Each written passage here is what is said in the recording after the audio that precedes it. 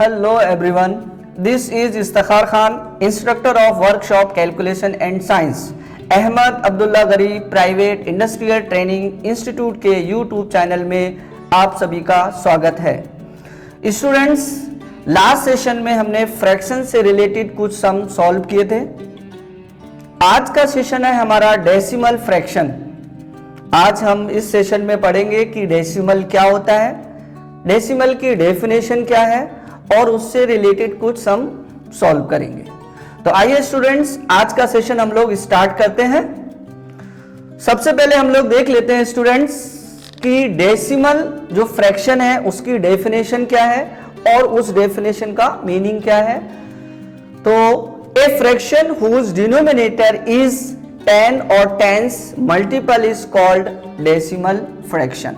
और जो एग्जांपल दिया 5/10, 75/100, 987 डिवाइड बाय 1000।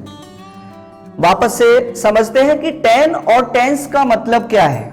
यानी ये बोल रहा है कि डिनोमिनेटर में हमेशा या तो 10 होना चाहिए या फिर 10s का मल्टीपल। 10s का मल्टीपल क्या होता है, 10 को एक और बार 10 से मल्टीप्लाई करें तो वो कितना हो जाता है 100, फिर उस 100 को एक और बार 10 से मल्टीप्लाई करें तो क्या हो जाता है वो 1000।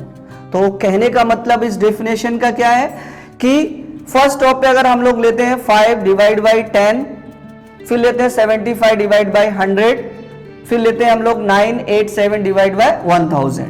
मींस 10 और 10s का मल्टीपल होगा, किधर होगा, डिनोमिनेटर में। जैसे यहाँ पर 10 है, 10 को मैंने 10 से मल्टीप्लाई किया तो कितना हो गया 100। इस 100 को वापस से मैंने 10 से मल्टीप्लाई किया, कितना हो गया ये 1000। तो ये आपका होता है फ्रैक्शन, यानी डेसिमल फ्रैक्शन। एक्चुअल में ये आपको फ्रैक्शन दिख रहा है, लेकिन अगर आप इसको डिवाइड मार देंगे तो ये जो आंसर आ जाएगा वो क्या हो जाएगा 0.5, यानी वो डेसिमल में कन्वर्ट हो जाएगा। मींस डेसिमल फ्रैक्शन वो होता है कि किसी भी नंबर के अपॉन में, मींस डिनोमिनेटर में हमेशा या तो 10 होना चाहिए या तो 100 या फिर 1000 होना चाहिए। स्टूडेंट्स, जो इस टॉपिक से रिलेटेड हम लोग फर्स्ट क्वेश्चन लेते हैं, चेंज 5/8 इनटू डेसिमल। मतलब इस 5/8 को हमको डेसिमल में चेंज करना है। तो एक्चुअल में अभी ये किस फॉर्म में है वो भी पहले हम देख लेते हैं। ये किस में है, अभी फ्रैक्शन में है, और ये कौन सा फ्रैक्शन है, प्रॉपर फ्रैक्शन है। इसको हमको डेसिमल में लाना है। तो 8 लेना पड़ेगा यहाँ और हमको 5 यहाँ ले लेता हूँ। अभी 8 बड़ा है 5 से, तो वहां पे हमको क्या पढ़ना पड़ेगा, पॉइंट आंसर में और 0। अभी अपना हो गया 50, तो 8 6 होता है आपका 48।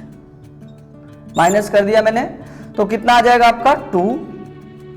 अब यहां पर 8 है, यहां पर 2 है, डिवाइड नहीं होगा। फिर एक और 0 बढ़ा सकते हैं आप। फिर 8 2 हो गया आपका 16। फिर माइनस कर दूं मैं तो आपका आएगा 4। अभी 8 है और ये 4 है, फिर डिवाइड नहीं हो रहा है, तो फिर एक 0 बढ़ा सकते हैं आप। 8 5 होता है आपका 40। तो ये आपका आंसर आ गया 0.625। ये जो आंसर आया वो आपका कन्वर्ट हो गया डेसिमल में। अब एक क्वेश्चन ये रहता है आप लोग को कि कितने नंबर तक जाना है हमको, वो डिपेंड करता है। जैसे कि 3 नंबर तक गए और फुल आंसर मिल गया, मींस 8 5 40 हो गया, तो अपना 3 डिजिट, पॉइंट के बाद 3 डिजिट तक अपना आंसर आ गया। अगर और नंबर और आगे डिजिट जाता तो भी हम वहां तक जा सकते थे। मैक्स टू मैक्स 2 और 3 डिजिट सफिशिएंट होता है आंसर फाइंड करने के लिए, डेसिमल में लाने के लिए। तो पहला क्वेश्चन था हमारा कि किसी नंबर को हमको डेसिमल में चेंज करना है। 5/8 था, उसको मैंने डेसिमल में चेंज किया, तो अपना आंसर आ गया 0.625। स्टूडेंट्स, इस टॉपिक का मैं सेकंड क्वेश्चन लेता हूं। फर्स्ट क्वेश्चन में हमने क्या लिया था कि एक नंबर था फ्रैक्शन, उसको हमने डेसिमल में चेंज किया था। अभी हम उसके रिवर्स में आते हैं। सेकंड क्वेश्चन में चेंज 0.125 इनटू फ्रैक्शन। यानी जो क्वेश्चन है आपका, अभी वो कंडीशन क्या है इसकी, वो डेसिमल में है। किस कंडीशन में है, डेसिमल फ्रैक्शन में है, और हमको लाना किस में है, फ्रैक्शन में। तो रूल क्या बोलता है वो देख लीजिए कि पॉइंट के बाद 1 2 3 डिजिट हैं। जब कभी डेसिमल नंबर रहता है, पॉइंट के बाद जितने भी नंबर्स हैं, जितने भी डिजिट हैं, उतने अपॉन में 0 आ जाते हैं। तो 1 2 5 ये नंबर हो गया। पॉइंट के बाद 1 2 3 3 डिजिट है, यानी 3 0 आएंगे 1 के साथ, ये आपका हो गया। कितना हो गया? 125 डिवाइड बाय 1000 ये आया। लेकिन इसको लास्ट सेशन में मैं सिखाया था आपको कि फ्रैक्शन किस नंबर को हम बोल सकते हैं, जब तक वो डिवाइड हो रहा है तब तक वो फ्रैक्शन में नहीं होता है, जब डिवाइड होना क्लोज हो जाता है तो वो फ्रैक्शन में आ जाता है, क्योंकि अभी ये सेम नंबर से डिवाइड होगा। तो मैं इसको 25 से डिवाइड कर लेता हूं स्टूडेंट्स। 25 5 जा होता है 125, 25 4 जा हो गया आपका 100 और आपका आ गया ये 0। नेक्स्ट पॉइंट है इसका 5 डिवाइड बाय 40। अब ये जो आंसर आया 5 डिवाइड बाय 40, ये जो है पहले हमको ये चेक कर लेना है ये जो नंबर है अभी फ्रैक्शन में है क्या, दिख तो रहा है फ्रैक्शन में लेकिन रियल में है क्या नहीं। तो 5 से 40 डिवाइड हो जाता है, इसका मतलब ये फ्रैक्शन में नहीं है, और डिवाइड करना पड़ेगा। 5 1 जा 5 और 5 8 जा आपका होता है 40, ये हो गया 1/8। ये आंसर आपका आ गया 1 डिवाइड बाई 8। अब इसको भी हम लोग चेक कर लेते हैं कि ये जो आंसर आया है ये फ्रैक्शन में है क्या नहीं। तो ये फ्रैक्शन में है, कैसे पता चला मुझको कि 1 सिर्फ 1 से डिवाइड हो सकता है, 8 जो है वो 2 से डिवाइड हो सकता है, 4 से और 8 से डिवाइड हो सकता है। ये दोनों नंबर न्यूमरेटर और डिनोमिनेटर दोनों नंबर ये एक नंबर से डिवाइड नहीं हो रहे हैं। तो ये जो आंसर है ना अब जो आया है ये कहलाएगा आपका, ये जो आंसर है ये जो आंसर है वो किसमें है? फ्रैक्शन में है।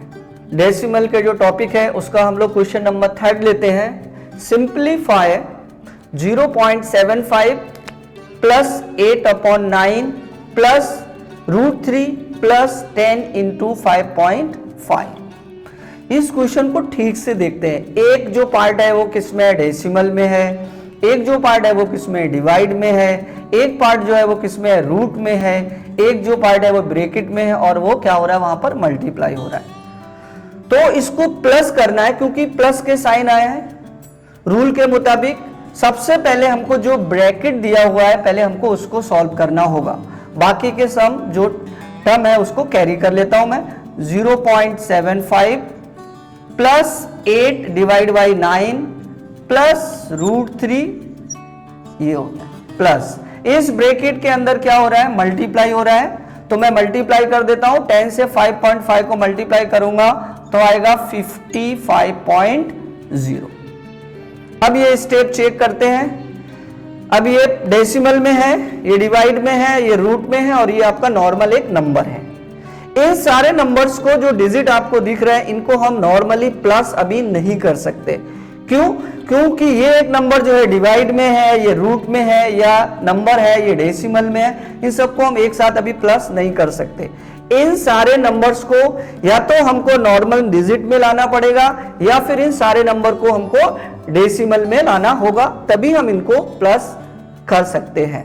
तो फर्स्ट तो डेसिमल में है, इसको वैसे ही रखता हूं 0.75 प्लस ये जो 8 डिवाइड बाई 9 है इसको डिवाइड कर लेता हूं मैं 9 डिवाइड बाई 8। 9 से 8 डिवाइड नहीं होता, पॉइंट लिया 0 बढ़ाया, 9 8 जा 72, फिर आपका 8 आ गया, फिर 0 बढ़ाया, फिर आया 9 8 जा 72, फिर माइनस किया 8 आया, फिर 0 बढ़ाया, फिर आया आपका 72, फिर 8। मीन्स जो आंसर आ रहा है इसका डेसिमल के बाद 0.888 आता जा रहा है, जिसको हम लोग बोलते हैं रिकरिंग नंबर। इस नंबर में क्या कर सकते हैं हम, जो एक नंबर इसको कम करके यहाँ पे एक नंबर हम बढ़ा सकते हैं, तो हमारा जो आंसर हो जाएगा 0.89। ये इसका लिखने का तरीका क्या है कि जो नंबर बार बार एक ही नंबर रिपीट हो रहा है उस नंबर को क्या करते हैं, जो पॉइंट के बाद नंबर है उनको 2 डिजिट में ही रखते हैं। जैसे पॉइंट के बाद 1 2 3 डिजिट है ये, और भी आगे नंबर आएंगे, लेकिन हमको क्या करना है कि पॉइंट के बाद हमको 2 नंबर ही रखना है। तो क्या करते हैं, जो ये नंबर है सेकंड वाला उस नंबर में एक नंबर हम बढ़ा देते हैं और उस नंबर को हम ऐसे लिखकर प्लस कर सकते हैं। तो अपना हो गया 0.88 था, अभी हो गया 0.89। अब है अपने पास रूट थ्री की वैल्यू होती है 1.732 प्लस रूट थ्री की वैल्यू होती है, फिक्स वैल्यू रहती है 1.732। उसके बाद आपका है 55.0। अब आप देख लीजिए, ये डेसिमल में आ गया, ये डेसिमल में हो गया, ये डेसिमल में हो गया, और ये भी आप पॉइंट को भी बोल सकते हैं, ये भी डेसिमल में है। अब ये सब कंडीशंस क्या है, प्लस प्लस प्लस, सारे नंबर्स कैसे दिए आपको, प्लस में दिए हैं। अब प्लस करने के लिए आपको क्या ध्यान रखना है वो आप देखिए ठीक से। यहाँ पे पॉइंट के बाद 2 डिजिट है, यहाँ पर भी पॉइंट के बाद 2 डिजिट है, यहाँ पर पॉइंट के बाद 3 डिजिट है, यहाँ पर पॉइंट के बाद 0 है। नहीं भी लगाएंगे तो भी कोई फर्क नहीं पड़ता है।